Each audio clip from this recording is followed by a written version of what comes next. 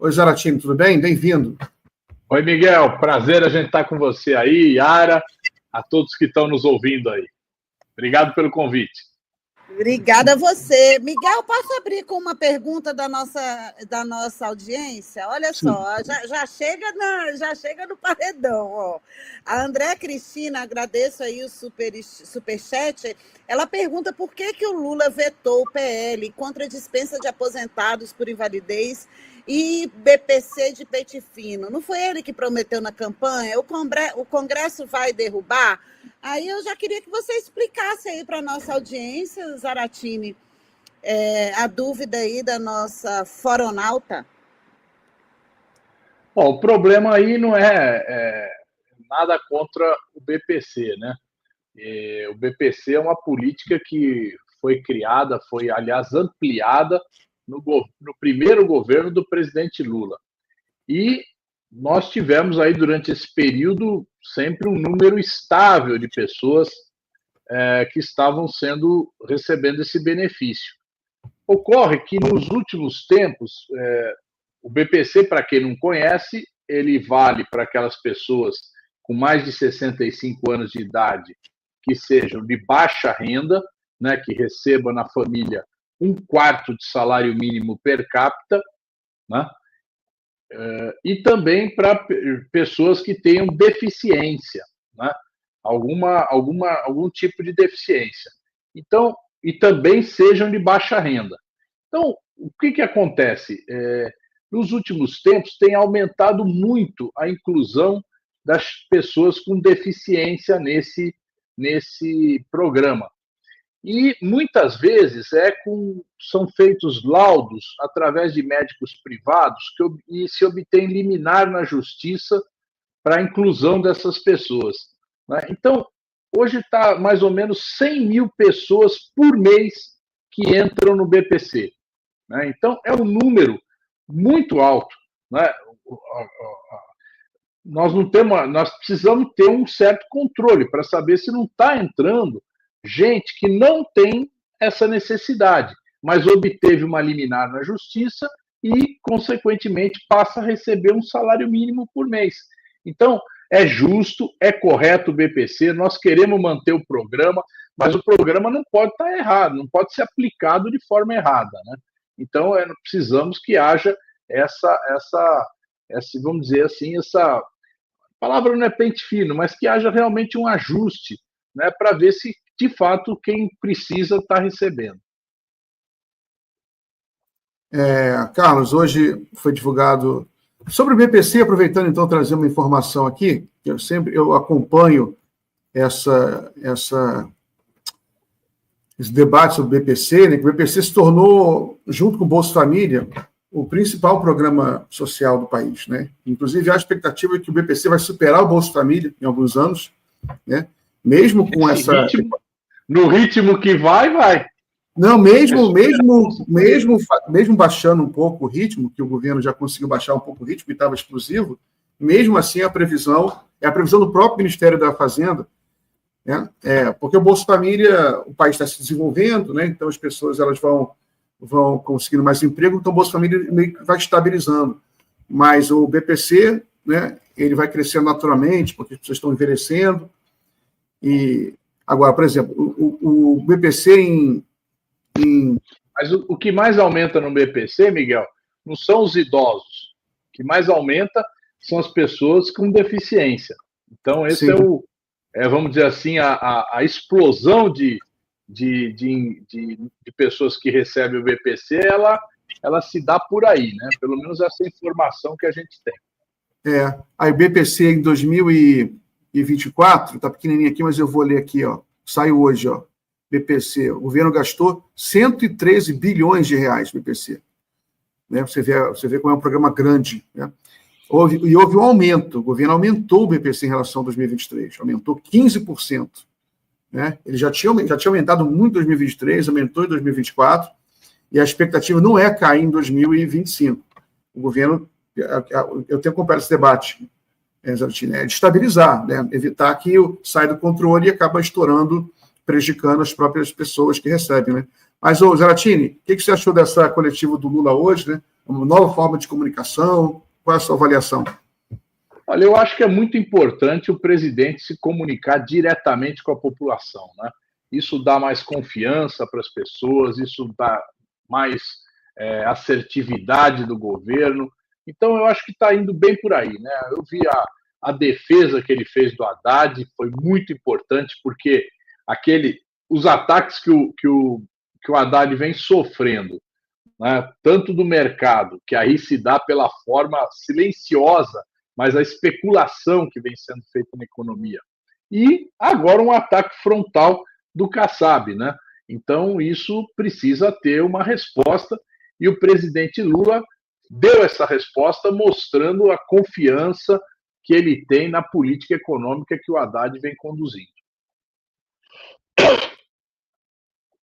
Opa, Zaratini, eu queria agora ir para o Congresso, que a gente está aí às vésperas das eleições, né? Que tudo indica que os nomes que vão presidir as duas casas estão definidos, né? Ainda falta lá o voto, mas deve ser o Hugo Mota na Câmara e o Davi Alcolumbre no Senado. Mas existe outra construção aí que é tão importante quanto, que são as comissões, né, permanentes. E você está cotado para alguma comissão? Como é que está aí essa movimentação, Zaratini? Conta para a gente. Olha, nós estamos discutindo, nós temos um acordo aí com o Hugo Mota e os demais partidos que estão apoiando a candidatura dele, de que o PT vai ficar com a relatoria da LDO, a Lei de Diretrizes Orçamentárias. Aí nós estamos pleiteando essa relatoria, mas vamos ver se isso se confirma, né? Se de fato o PT fica com a relatoria e a bancada do PT é que decide quem vai ser o representante, né? O nosso representante. Existe uma divergência aí entre a União Brasil e o MDB, né, disputando a CCJ e a relatoria do orçamento, não da LDO, que são duas leis diferentes, né? A LDO precede a lei do orçamento, né? E o União Brasil e o MDB estão aí nessa disputa da CCJ e da lei do orçamento. Então, esses são os pontos mais importantes, né? Depois, a escolha das comissões, ela se dá numa reunião dos líderes, e começa o líder da bancada maior, escolhe primeiro. Então, o PL vai escolher em primeiro lugar e deve escolher a saúde. E, em segundo lugar, o PT, que é o segunda maior bancada, que deve escolher a educação. E daí para frente, a gente vai ter que ver na hora como é que os outros partidos vão se posicionando para a gente tentar ver as outras comissões que nós temos direito, que são 4. Deixa eu só trazer mais comentário aqui, antes de passar para o Miguel. Olha, a Andréia segue aqui relatando que ela é aposentada por invalidez, ela passou pelo pente fino, do temeroso, pagou INSS e tem que ficar sofrendo essa pressão. Sinto muito, viu, Andréia? Aí ela também comenta aqui que está falando do aposentado de invalidez, mas tem um comentário que várias pessoas fizeram no chat que eu achei engraçado. O pessoal está te achando a cara do Fernando Henrique Cardoso. Pô! Caramba! O Zaratini... O Zaratini tem essa personalidade própria, tem a cara própria dele. Que é isso. O Zaratini, então, sobre essa eleição para presidência da Câmara, que mais informação você traz para a gente? Né? Você tem, parece que o Hugo Mota praticamente fechado, né? Parece que não tem muita dúvida sobre isso, para a presidência da Câmara dos Deputados. Eu queria saber o que você acha do Hugo Mota.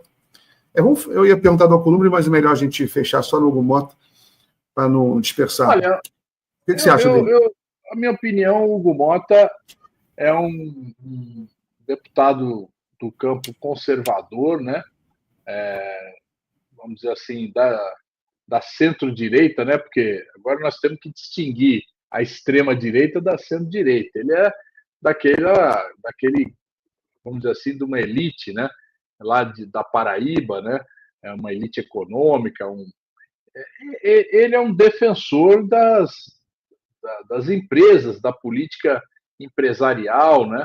Então, vamos dizer assim, do ponto de vista da condução política, né, em termos do que vai ser votado e da orientação, nós não vamos ter uma diferença muito grande do Arthur Lira, que o Arthur Lira sempre foi um defensor da visão empresarial, da visão financeira que esses setores têm do país. Ele não tem uma visão, eles não têm uma visão de uma política social, de uma política de avanço, uma política mais progressista. Então, vamos dizer assim, que desse ponto de vista da ideologia, eu não vejo muitas diferenças entre o Arthur Lira e o Hugo Motta. Vejo diferença da personalidade, né? O Arthur Lira, vamos dizer assim, é mais um coronelzão, né? É um camarada autoritário. E o Hugo Motta, pelo menos do jeito que ele até hoje se relacionou aqui na Câmara, é uma pessoa mais do diálogo, né? Vamos dizer que ouve mais, que avança mais na conversa. Mas, do ponto de vista político e ideológico, assim, vamos dizer, me parece muito que não vai haver diferença nisso aí. Então, isso quer dizer o seguinte: nós não vamos ter uma presidência que favoreça os projetos do campo popular. Para a gente conseguir avançar nesses projetos, nós vamos precisar de mobilização. Eu me reuni ontem com a Confederação dos Trabalhadores no Comércio e Serviço, ligada à CUT, e falei exatamente isso. Tive anteontem com o Ricardo Patá, da UGT, falei, olha, nós precisamos avançar na questão da jornada de trabalho. Agora, não tenha ilusão, nós só vamos conseguir votar e aprovar se houver mobilização popular. Então, nós precisamos, e acho que essa é a grande tarefa que nós temos pela frente, é mobilização em torno de bandeiras que unificam o campo popular. Então, não adianta a gente querer fazer bandeira específica, não há nada contra as bandeiras específicas, mas as grandes bandeiras que mobilizam a população. Então, a questão da jornada de trabalho, do fim da escala 6x1, a reforma tributária, a reforma do imposto de renda, que nós precisamos aprovar, que é isentar até R$5.000 o imposto de renda e cobrar dos mais ricos, cobrar sobre lucros e dividendos. Então, nós precisamos fazer esses dois grandes debates para a gente poder dar um avanço nas nossas forças esse ano. Agora, não vamos ter ilusão, aqui a maioria do Congresso é conservador, é de direita, né? Pode não ser bolsonarista, mas é de direita. Então, nós precisamos defender as nossas bandeiras nas ruas, nas redes, com mobilização. Yara, só uma complementar a pergunta, mas sobre a preocupação que muita gente tem, se o Hugo Motta ele seria um personagem que poderia desestabilizar o governo, no sentido, por exemplo, de criar pauta-bomba, aceitar um processo de impeachment, no sentido assim, de desestabilizar a própria democracia. Nesse sentido, o que você acha do Hugo Motta? Olha, eu acho que da parte dele, não. Eu não acho que ele vá tomar iniciativas, como foi o Eduardo Cunha, que num determinado momento decidiu, organizar o golpe contra a Dilma, o impeachment. Eu acho que ele não vai fazer isso. Agora, veja bem, a direita, a extrema-direita principalmente, tem uma mobilização, onde eles estão convocando atos fora Lula, a favor do impeachment de Lula. Eles vão tentar utilizar um certo mal-estar que tem na população por conta do custo de vida para fazer uma agitação contra o governo.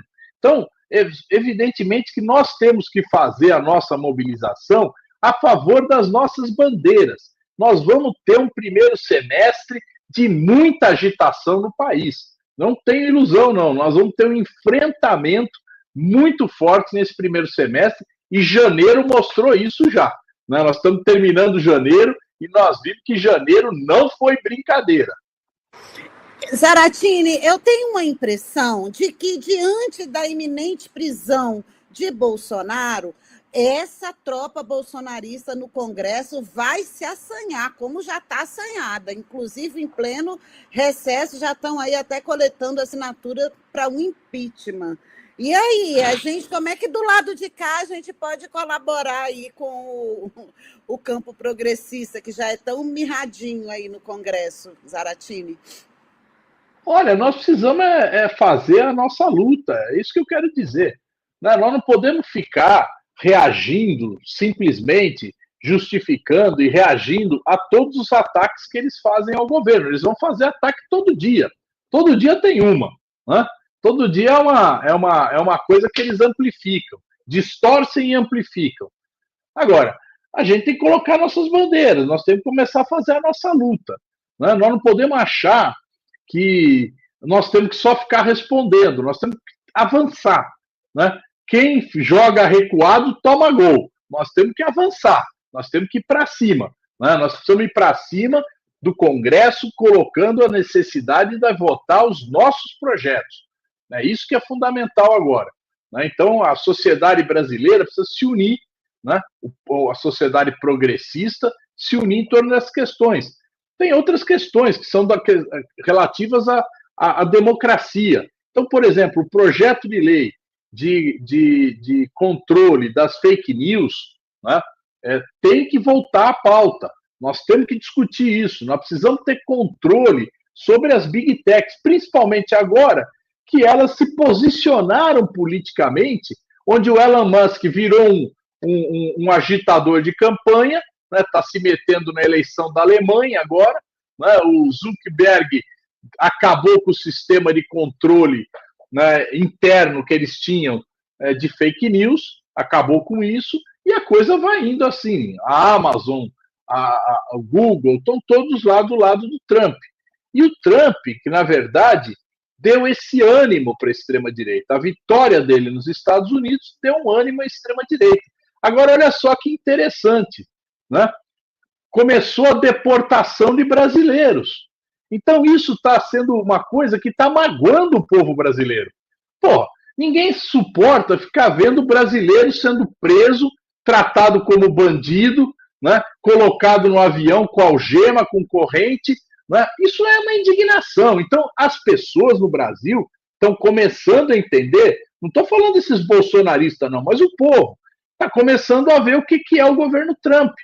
E vai vir mais problema, porque ele vai acionar tarifas contra o Brasil, né? Ele vai tomar medidas tentando impedir o nosso desenvolvimento, né? Atrapalhar nossas relações com a Europa e com a China, né? Onde o Brasil assinou, o Mercosul assinou o acordo com a Europa, ele vai tentar inviabilizar isso, ele vai tentar inviabilizar a nossa relação comercial com a China. Então, veja vocês, isso aí vai ser um pano para a manga, mas as pessoas vão começar a ver que a política do Trump é uma política prejudicial ao Brasil. E isso, consequentemente, os adoradores do Trump, que é essa turminha aí do Eduardo Bolsonaro, essa turminha toda, vai também dar com o burro na água. Né? Porque os caras que defendem que o Brasil deva se submeter a um tipo de política como o Trump faz, evidentemente o povo vai condenar. Então nós temos que mostrar também, combater fortemente a política do Trump. Aliás, dia 6 de janeiro, os imigrantes em São Paulo vão organizar um protesto contra o Trump. Né? As organizações de imigrantes. Fevereiro, né? Fevereiro. Janeiro, isso. Desculpa. É fevereiro. Vai ter uma manifestação lá na Câmara Municipal de São Paulo das organizações de imigrantes estrangeiros no Brasil contra a política do Trump. Por quê? Eles não estão sendo afetados porque eles estão no Brasil. Mas eles sabem que esse tipo de política, se começar a volumar, vai acabar chegando aqui. Né? E aí vem um governo qualquer de direita e vai querer também expulsar esses caras. Então, nós temos que ter clareza de que nós precisamos denunciar as políticas do Trump e aquilo que ela prejudica o povo brasileiro e o próprio povo americano, que vai pagar mais caro pelos produtos na hora que ele puser as tarifas. Ô, Zaratini, eu vi aí atrás de você, tem um cartazinho aí, vou deixar maior assim para ver melhor, sobre o uso da energia solar, né? e para proteger o meio ambiente, tornar a vida do povo mais barata. Eu queria perguntar para você que projeto é esse e que forma o governo Lula pode popularizar a energia solar no Brasil, porque você mesmo mencionou que existe um mal-estar em função do aumento do custo de vida, né? E a questão da energia solar, todo mundo sabe que, se for bem implementado, ele reduz muito a conta de luz das pessoas, né? Então, será que esse projeto aí não pode ir para frente para financiar um grande projeto nacional de distribuir placas solares e baterias para a população poder reduzir a conta de luz? Deixa eu contar essa historinha rápida aqui. Em 2010, eu aprovei a tarifa social de energia elétrica, que hoje beneficia cerca de 20 milhões de famílias, né, que pagam menos na conta de luz, por conta de um subsídio que eles recebem das outras contas de luz. Quer dizer, todo mundo paga uma tal de CDE, né, que é uma conta dentro da conta de luz, que a gente paga, a gente nem vê que está pagando, mas está pagando lá. E essa CDE, ela subsidia a tarifa social de energia elétrica. O que nós estamos propondo? Nós estamos propondo que esse recurso ele seja destinado à constituição de unidades de geração de energia solar, tipo, vamos pegar as escolas que estão em todos os bairros do Brasil e colocar em cima do telhado as placas de energia solar. Então, nós vamos tornar aquela escola uma pequena usina solar. E ela vai distribuir aquela energia para as famílias de baixa renda que estão no entorno. Então, ao invés de dar o desconto na conta de luz, eu dou energia para essas pessoas, eu dou quilowatts para elas, né? Esse projeto, depois que a gente discutiu aqui, ele foi elaborado pelo Pedro Kizai, deputado de Santa Catarina. E nós já aprovamos aqui na Câmara dos Deputados. Está lá no Senado para votar. Então, o que a gente quer? Nós queremos aprovar isso, que essa CDE, que é esse recurso que está na conta de luz, passe a financiar essas mini usinas geradoras nos prédios públicos ou em áreas, terrenos mesmo, e isso daí distribua energia para as famílias de baixa renda. Então, ao invés da gente dar desconto na conta de luz, que é monetário, a gente dá o quilowatt para essas famílias. E aí, com isso, abaixa a conta de luz delas. Então, é uma política que a gente julga que tem tudo para dar certo. Isso foi muito discutido aqui, né? Foi muito avaliado e é possível fazer. Agora, nós precisamos também lutar por isso, né? O Pedro Kizai fez essa luta, aprovamos aqui. Agora nós precisamos colocar isso na boca do povo, né? Que o povo pode ter uma energia mais barata, né? Isso é possível. Zaratini, eu queria assistir com você um vídeo curtinho do presidente Lula falando sobre talvez das pautas mais importantes aí, que é o preço dos alimentos. Vamos ouvir, para a gente ouvir o seu comentário? Roda aí para a gente, Gui, por favor. O preço do óleo de soja tinha caído para 4 e agora subiu para 9 ou para 10. Ou seja, qual é a explicação do óleo de soja ter subido? Eu não tenho outra coisa a não ser chamar os produtores de soja para saber por que o preço da carne que caiu 30%. É importante lembrar que em 2023 a picanha caiu 30%. Ela voltou a subir por quê? É apenas a exportação? É a questão da matriz? Porque todo ano que você mata muita vaca, porque você cresce as exportações, no ano seguinte, 1 ano e meio depois, você não tem bezerro para matar. Então, aumenta o preço da carne. Então, eu quero saber, a gente pode tomar alguma medida junto com os empresários para a gente fazer com que o mercado volte à normalidade. Nós vamos querer continuar exportando e vamos querer continuar trabalhando para que o alimento possa ser produzido. Eu, por exemplo, quero saber se a soja para o biodiesel está criando problema. Eu quero saber se o milho para o etanol está criando problema. E eu só posso saber disso se eu chamar os empresários da área para conversar. Pronto, Gui, obrigada. E aí, Zaratini, qual o caminho aí? É esse apontado pelo presidente Lula? Eu acho que o presidente Lula mostrou uma boa parte do problema aí, né? De forma bem simplificada. Mas todos os produtos que ele citou são produtos que são as chamadas commodities, né? São produtos que são cotados no mercado mundial e que o Brasil é exportador de alguns deles, menos do trigo, né? mas a soja, a carne, o café, nós somos exportadores. Então, os produtores brasileiros, os trading, que são os comerciantes, os comercializadores, eles se referenciam no mercado mundial. Né? Agora, existem produtos que são vegetais, que são leguminosas, que são produtos do mercado interno. Então, você pega o tomate, a alface, o próprio feijão, né?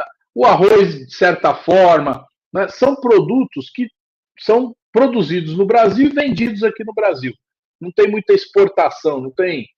Então, esses produtos têm uma questão. Eu até tive na Conab ontem, conversei com o Edgar Preto, com a diretoria da Conab, que é o problema da comercialização. Então, são muitos pequenos produtores que vendem para acaba chegando num atacadista, que depois revende para o mercado. Então, você vai lá no CEAGESP em São Paulo, você encontra lá o rei do tomate. Quem é o rei do tomate? É um grande comercializador de tomate que compra de vários pequenos produtores, junta lá no CEAGESP e ele põe o preço. Esse monopólio que se forma em muitos lugares do Brasil, você pega o CEAGESP, ali você tem todo o consumo da Grande São Paulo passa pelo CEAGESP. Então é lógico que ali se forma preço. E você tem o rei do tomate, o rei da cebola, o rei do pescado. Então nós precisamos ter também, e isso é difícil fazer, não se faz de uma hora para outra, mas nós precisamos ter também formas do pequeno produtor ele vender diretamente para a população, ou indiretamente, quer dizer, sem passar por esses grandes comerciantes. Nós precisamos eliminar esses atravessadores, ou eliminar é impossível, mas diminuir a força deles. Então, é necessário que a gente constitua redes de distribuição onde a gente possa ter essa possibilidade, né, de que o alimento chegue mais barato para o consumidor. Maravilha, hein? Miguel? Ô, Zaratini, eu queria saber também como é que você está vendo aí essa disputa geopolítica, né, entre a China e os Estados Unidos. Como é que você acha que o Brasil deveria se posicionar? Como é que você acha que o governo está se posicionando? Se você concorda com as posições de Itamaraty? Por exemplo, a gente teve esse lançamento do DeepSeek, né, que é um software, né, de inteligência artificial, uma espécie de chat GPT chinês que abalou os mercados. Né? Como é que você está vendo esse grande jogo geopolítico e como é que você está vendo que o Brasil deveria se posicionar? Bom, o Brasil tem se posicionado corretamente, no meu modo de ver. Nós temos feito uma política de aproximação com a China, né? A China é o grande consumidor de produtos brasileiros, mas veja bem, de produtos minério de ferro, petróleo, soja, né? São produtos que não são industrializados. E temos mantido a nossa relação com os Estados Unidos, as nossas relações comerciais. Então, eu acho que a gente não tem que ficar aqui nem torcendo para os Estados Unidos, nem torcendo para a China. Né? Nós temos que ter a nossa política. E a nossa política tem que ser sempre, evidentemente, de valorizar os nossos produtos, fazer eles chegarem lá fora, e, ao mesmo tempo, a gente adicionar valor, agregar valor nos nossos produtos.